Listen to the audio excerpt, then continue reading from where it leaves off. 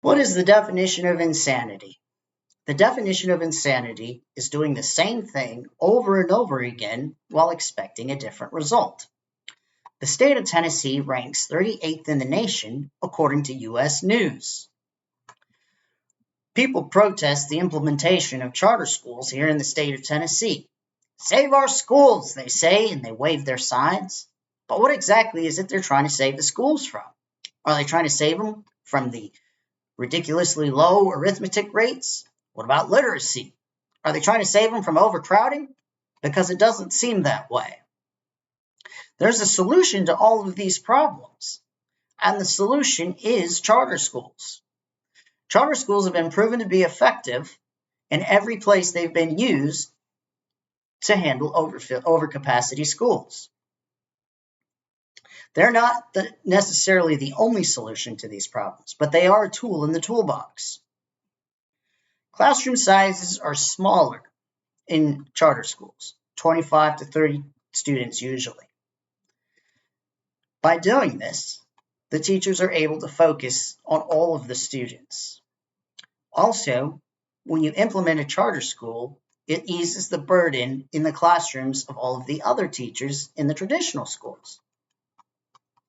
Smaller classrooms equals better teacher focus. Better teacher focus equals higher literacy rates.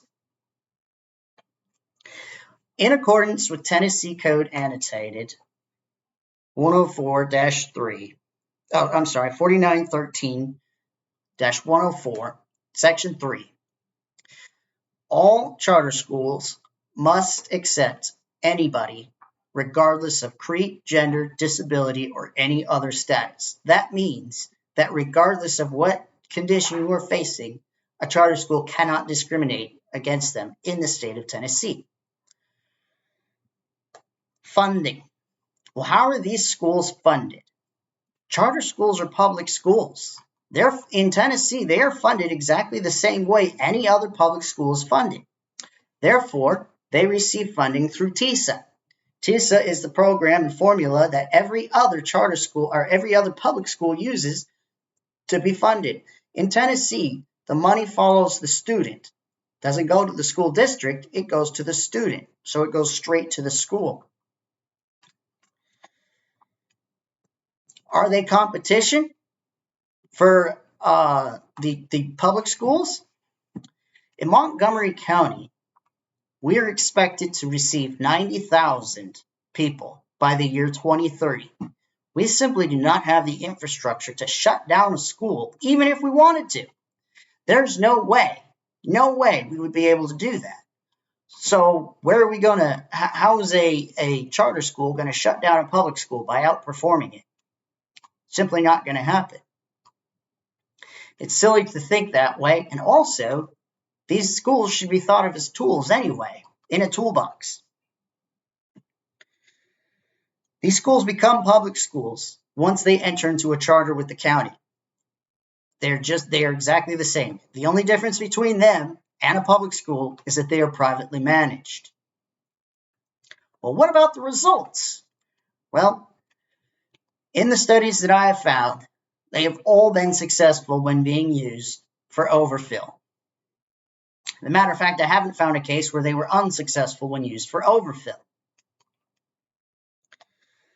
The results do speak for themselves.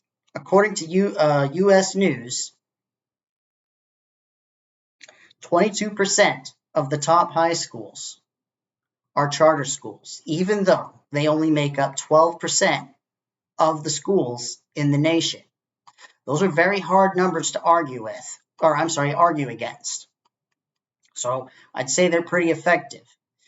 I say that here in Montgomery County, we need to implement charter schools so we can handle our overcrowding issues. For this speech, I used an interview with Councilwoman Amber Markey on March 9th, 2023, Rules of State Board of Education, U.S. News, Alternative Schooling and School Choice by Alan Osborne. In addition to the other sources I cited previously. Oh, and a study by Ann Flaker, Georgetown University. Thank you.